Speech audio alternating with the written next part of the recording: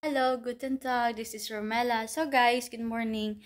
And for today's video guys is pupunta na tayo sa German course ko today kasi 2 times a week lang ako mag-a-attend ng German course. And ngayon guys is magbe-breakfast na ako. And ito yung attire ko guys. Wait lang. This is my attire. Ayan. Yan. Ito yung attire ko guys. And ang kakainin ko lang ngayon is bread lang, 2 bread. And also, ito, palaman natin. And, iinom lang ako ng gatas. So guys, I'm running out of time kasi dapat 8, alis na ako dito kasi nga maglakad lang ako today. So, ayan, let's go na guys.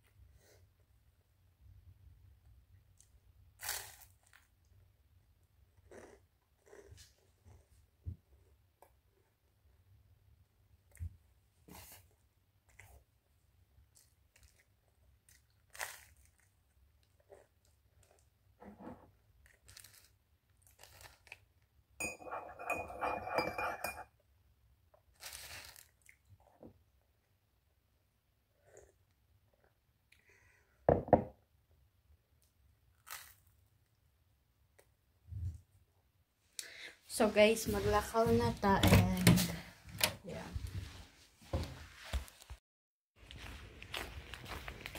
So dito guys, madami kasing mga sasakyan pero malayo pa.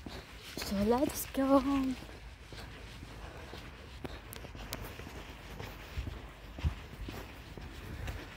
So almost 1 hour pala yung lalakarin ko guys.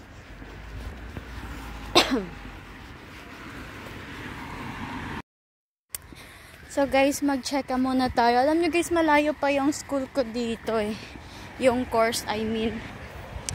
Pero guys, okay lang naman maglakad kasi walang araw, tapos malamig. So okay lang. Kaso hinihingal ako kasi hindi ako naglalakad for how many years. Yan na, wala na tayong exercise guys. Hindi na kasi ako nag-workout para sa cardio ko. Ayun. Diba? Naglalakad kami ng mama niya last time. Pero hindi yun masyadong malayo, guys. Okay lang. And ngayon, maglakad tayo ng 1 hour. Hindi ko alam kung 1 hour ba talaga. Pero nagsimula ako maglakad galing bahay. 8. Diba? Exactly 8. Akong umalis. Ayan, and this is me, Romela. Okay lang kasi mag-vlog dito guys kasi wala masyadong sasakyan at tao. So, hindi ako masyadong mahiya. So guys, dito banda sa may left ko, ayan. Hindi yan siya palay guys. Mga wheat yan siya. So, cereals, ganun. Marami guys, kaso ito guys, wala nang mapala yung mga farmer dyan. Sabi ng mama ng boyfriend ko. Kasi nga maitim siya. Usually kasi pag hindi yan na ano guys, color yellow yan siya pag ina-harvest. Yung mga wheat na yan. So, ayan guys. Kawawa yung mga farmers kasi wala silang ma-harvest. Kasi nga maitim lahat yung mga wheat dahil sa walang araw. Palagi kasing umuulan Ayan, wala silang mapala. Sayang. Guys, alam niyo kung bakit yung mga tao dito naglalakad sa Germany? Kasi nga guys, hindi tulad dyan sa Pilipinas na meron tayong tricycle, motorcycle, ganun. Wala kasi yan dito guys. Ayan. So yun ata yung reason sa nakita ko lang guys. Wala kasing mga sasakyan. Hindi tulad dyan sa Pilipinas. Ang haba ng traffic sis. Dito walang traffic.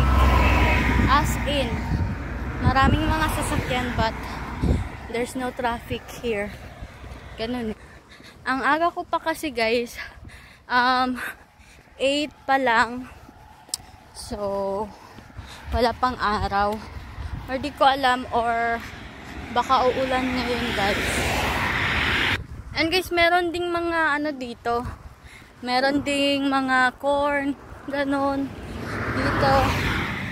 Ito guys, wet to dito. Hindi yan palay dyan. So parang bago pa lang yan tinaniman. Hindi ko sure.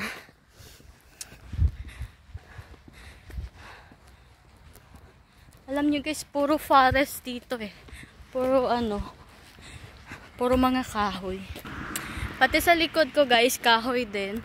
Sa may gilid ko, forest pa din. And guys, alam nyo yung mga kahoy dito, hindi mo siya pwedeng putulan. Kahit na, yung mga na guys, anong tawag ba nun? Yung mga patay na, yung pwede na siyang magatong, ganun. Hindi siya pwedeng kunin guys kung wala kang permit galing sa government. Ganun ka-strict yung Germany guys. Pinagpawisan na yung kilikili ko guys. Pero okay lang. Diba? Sexy pa din tayo, char. Baka sa ganitong paraan guys, papayat ako. Magsisexy tayo. So araw-arawin ko na maglakad. Kaso lang 2 times a week lang yung classic ko. Kaya ayun. First time ko lang maglakad ngayon guys. And ayan yung wheat guys. Oh. Kaso parang wala na ding mapala yung mga farmers dyan. Kasi nasira na siya guys. Hindi siya nainitan ng araw. So ganito pala kalaki yung mga kahoy dito guys. Uy, hindi siya nag-focus. Yan, ganyan siya kalaki guys. And yeah. Ganito kalaki yung mga puno, ganun. And ito lang naman yung outfit ko. Whew. Malapit na ako guys, nakita ko na yung village. Ayan. See you there. So guys, ito farm to siya guys. And nasa unahan, merong cow dyan guys. Meron silang cow dito. Meron din kabayo dito guys. Nandun malapit sa bahay ng parents ng boyfriend ko guys. Ayan, mga cow yan siya guys. Ooh. Ito guys, bawal tong hawakan to dito kasi nga meron siyang electric na yan, nilagay dyan. Sabi ng boyfriend ko, hindi ka naman ata mamatay pero pag hawakan mo, makuryente ka. Masakit lang talaga siya guys. Yan yung cow. Malayo pa tayo sa katotohanan. Char lang. So guys, we are so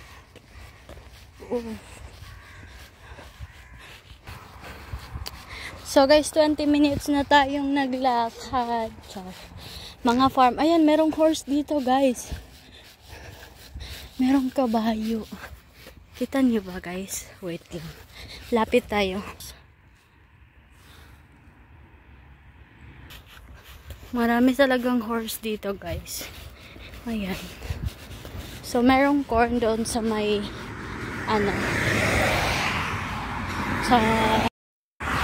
So guys, ito yung corn nila dito guys. Hindi yan.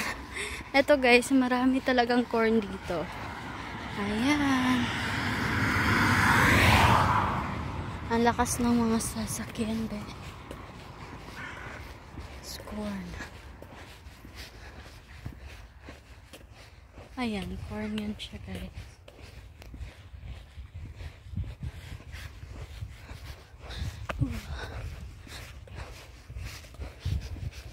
Malayo pa tayo, guys. We walked 25 minutes already. Yan. So guys, wala dyan kaibahan sa corn di sa Pilipinas ug diri sa Germany. So mana siya. Ayan.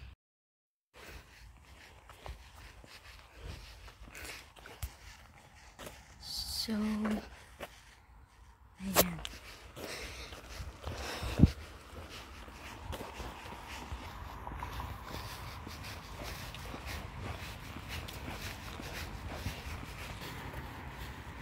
Ayan.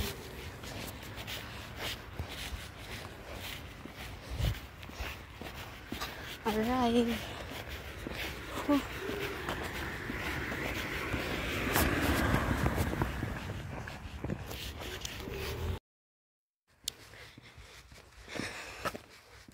And ayan guys, 43 minutes we already arrived here. So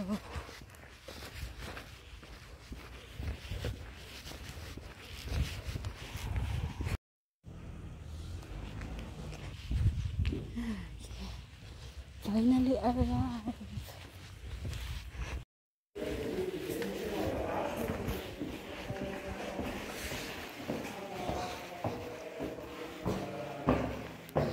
Oh, the baby is so cute. Christian is kindergarten.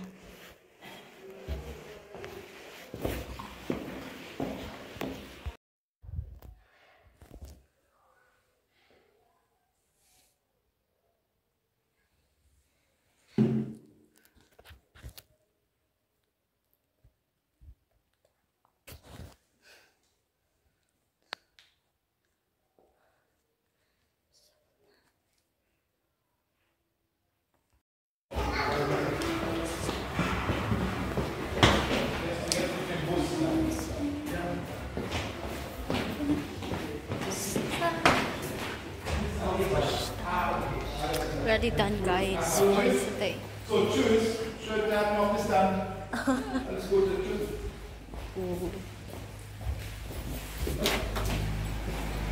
Ja, tschüss. So, tschüss.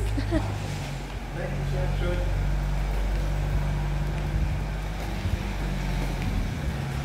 Going home. Guys, almost raining. Oh no. Maglakad pa ako ng 1 hour. Actually, 53 minutes lang man siya. Pero, mabot ako ng 1 hour ata ngayon pag uwi ko. So, time check is already 11:37.